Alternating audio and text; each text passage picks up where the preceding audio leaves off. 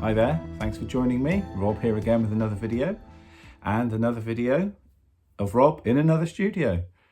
Because where are we now? We're Tuesday, and I'm off to the studio again in a second, but I'm off to NARM Studios, which is where I do my private lessons and a lot of my rehearsals and some of my remotes and recordings. Because we're off there because the owner, Nick Allen, I've talked about many times, he's the band leader of the band Littlemen. And last weekend, we were in Real World Studios down in Box, which is about, 20 minutes from my door. And people that watch this channel a lot or know about me and my career know that I've made a lot of records there and spent a lot of time rehearsing there.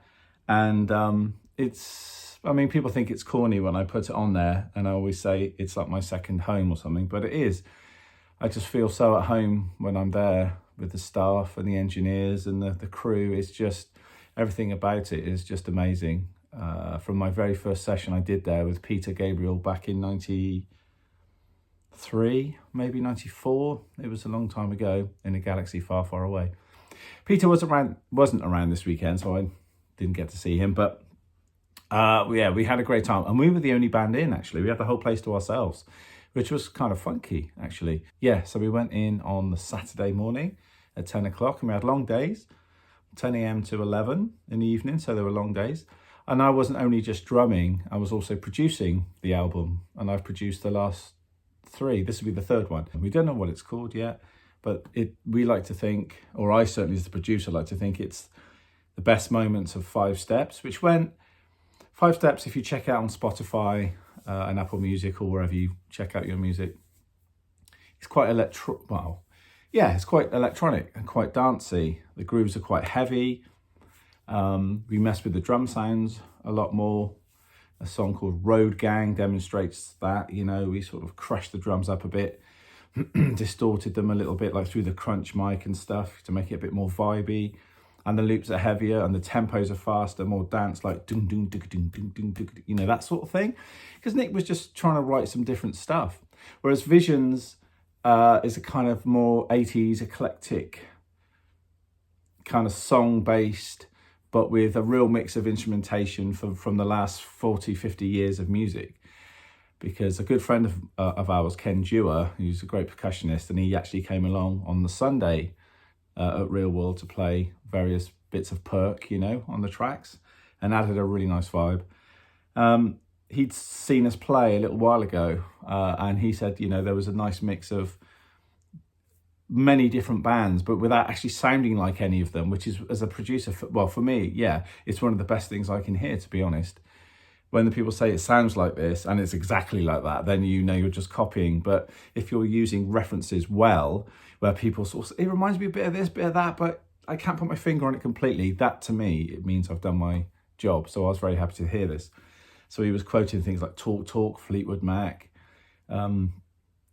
Prince, and this, that, and the other. And there were things, James Taylor. And so it was really nice getting all these kind of things, references coming in, and it's stuff that we have sort of used and said, we like the idea of that and the vibe of this, or the sound of that particular instrument, or just the feel of the song, of the tempo, whatever, So we went in to do this new album, as I say, with myself producing, and we had the amazing Phil Andrews running the desk, which is a huge desk, and I'm sure you're seeing pictures of that right now. The big room is something else. It's been voted the best studio in the world, residential studio in the world, for the last God knows how long. And it just won again this year, I was told, by Mark, who was the security guy, who was lovely, looked after us over the whole weekend.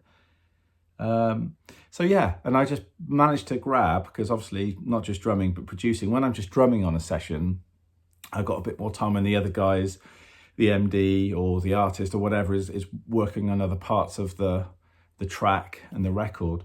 I can then go and chill and take some arty pictures and things. But when I'm producing, I don't have the time, because that person listening to that guitar sound or that keyboard sound or looking at the arrangement is me. So it's like, there's a picture of the kit. Right, let's crack on. Yeah. Oh, just get that snare drum. Oh yeah, nice. I don't have the time. But yeah, it was an amazing time. And we've got such a great band. We've got Nick, who is the lead singer and the main songwriter. And we've got Mark Jones on keyboards, and he does a lot of the composing with Nick, and then they bring the songs to me, and then I help out with the arrangement. But that's not the deal. It's not always that way. Sometimes Nick will say, why don't we change the arrangement this way? Or I might say, hey, what about another change or a passing chord here or something? So we all kind of cross-pollinate, but really, generally, this is how it works. I end up with the MP3 of the song, and I think, right, we could go here with it, we could do that, we could bring this arrangement, we could put strings, we could, put a loop on this, we could have a drone going, whatever that is. And then we've got Zach Ware, an amazing guitarist, session player, who a lot of people around Bath and Bristol will know anyway, because he used to busk a lot on the streets and do a lot of sessions back in the day, and then went off to join the Proclaimers, and he's still with them now, and he's worked with Delamitri, he's worked with some fab people. We've got Joe Nye on vocals as well, again, does lots of different sessions, and we've also got Flash on bass, Flash Gordon on bass. He's played with the Rhythmites and loads of different people. And Phil Andrews running the desk. He's worked with Page and Plant and all sorts of people. It's star-studded. You see who these people have worked with, whether it be touring or sessioning with and stuff. It's quite incredible. So, and some people had, Jo was signed on her own, with a band called U Nation. So she had a whole project, not just as a backing, singer or co-singer, whatever. She led her own band in the 90s. So, we've all been doing all sorts of stuff. So the caliber of musicianship is high and the standard. But yeah, still coming into a room and thinking, right, 2 days, 6 band members, 8 songs, think of all those parts we've got to get down. But we did it. And as I say, I'm off in a minute to go to NAMM, Nick's studio, just to start looking at the takes, selecting various takes. Yeah, and it'll take a while. We've got a few extra things to patch in. But anyway, I just thought I'd record this very quickly so you've got it as my usual Tuesday video. So thanks for tuning in. I hope you enjoy it. Please leave comments below if you've been to Real World, or what you think about the studio. Also, what you think about some of the setups that I've got there, snares and things like that. Because I use my Tivoli snare, which I've just put up on my Instagram, on 2 songs. One with the snare on, one with the snare off. The one with the snare off was kind of a moody, it wasn't a ballad, just a moody piece, a slow moody piece. No hi-hats, no rides, anything keeping the time like that is, on certain material, it's great. Obviously, we need hats and rides, playing quavers and 16th notes and all that business, or crotchets or whatever. But sometimes the music is trapped by what the hi-hat or the ride does. So sometimes having no ride or hat at all is the right thing. So on a track called Lady of the Mountain, we didn't have any hats on it at all. And I turned the snare off, the Vistalite snare off, and I was playing a rim shot on every stroke, and I actually played it just with my right hand, because I thought, if I've got my left in there, I'm going to be tempted to do more.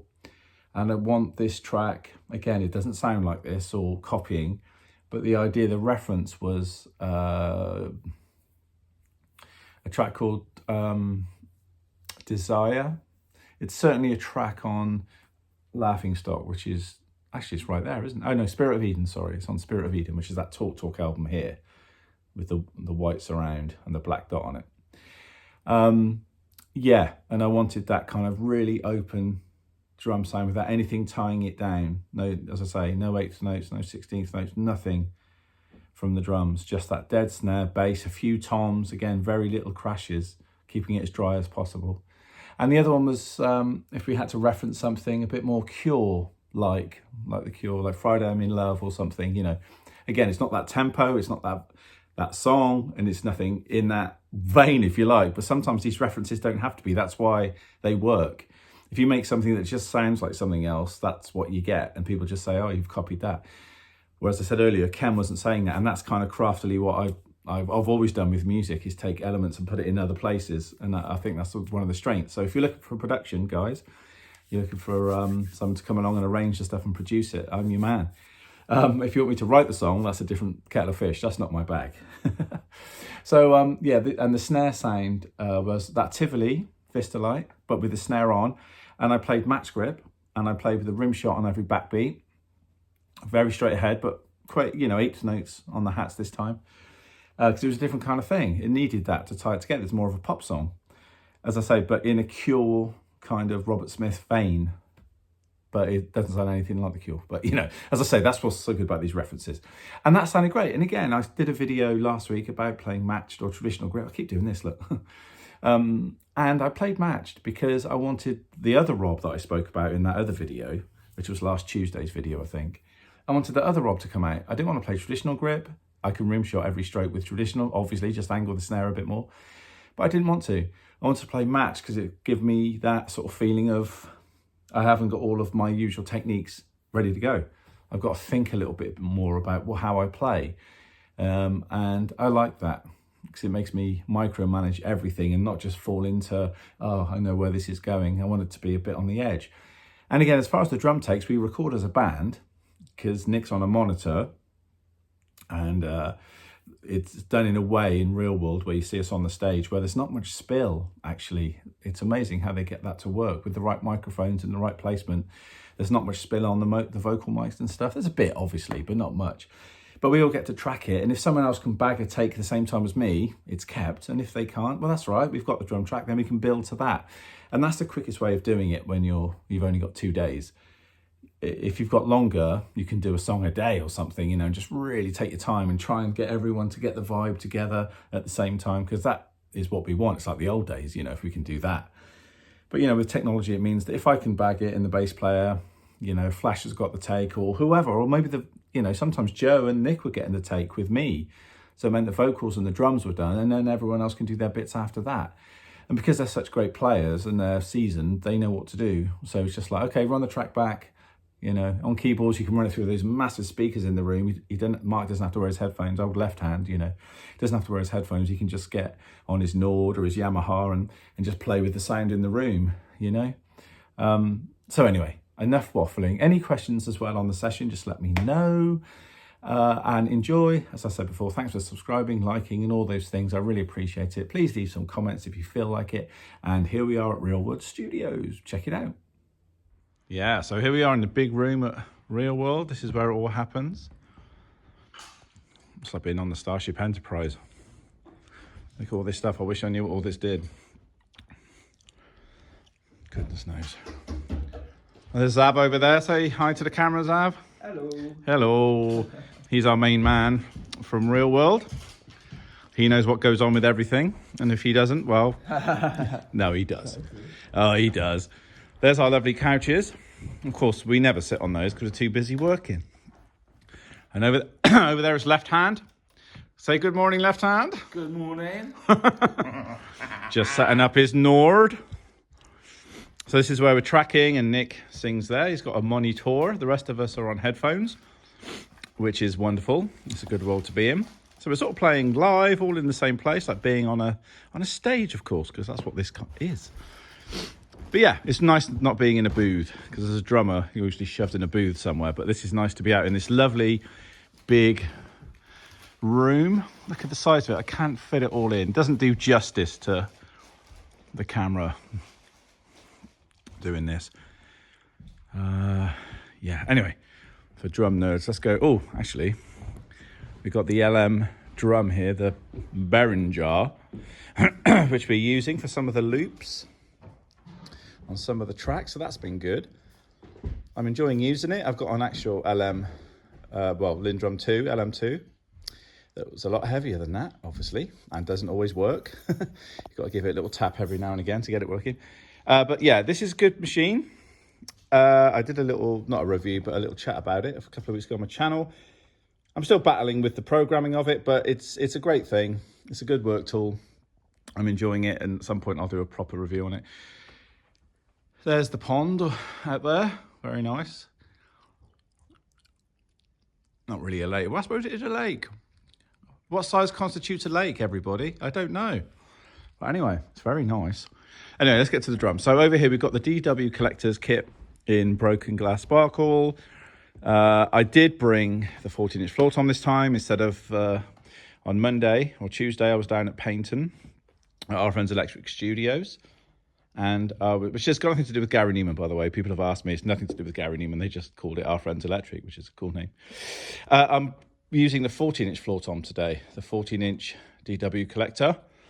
Sounding great with the 10 and the 12 on the bass drum. And yes, I don't mount my toms off of stands because I just find they wobble and shake too much, and I'm not happy playing like that. It does my head in. So yeah, 10, 12, 14, 22-inch bass drum. We've got the Vulcan cymbals, a combination of Etna, Legend, and Classics, and we've got an effects one here, and I'll change some things up as we go. Just coming around here. And I've brought a small array of the snare drums. We've got the 1977 Vista Light, I can't remember what that's called in 3 colours, I can't remember what it's called. And the very comedy Jug snare drum. Yes, which is a great sounding snare. And then over there is the 13 by 5 DW. And let's get behind the kit. This is what we're looking at. There we go. There's my charts and stuff. And there we are. And there's left hand unzipping and zipping up things over there. And that's it. So this is day 2. Oh, we've got the Legend ride up there. Oh, Legacy, which is very dark and very lovely. Oh, we got some coffee brought in by Phil Andrews there. He's a legend. He's running the desk and he's all round top man. So there we go. So there's the kit at Real World. We're on the 2nd day. This is the Sunday, and I'll probably be on here in a few days' time to tell you how it all went. So have a groovy Sunday or whenever you see this, and I'll speak to you soon.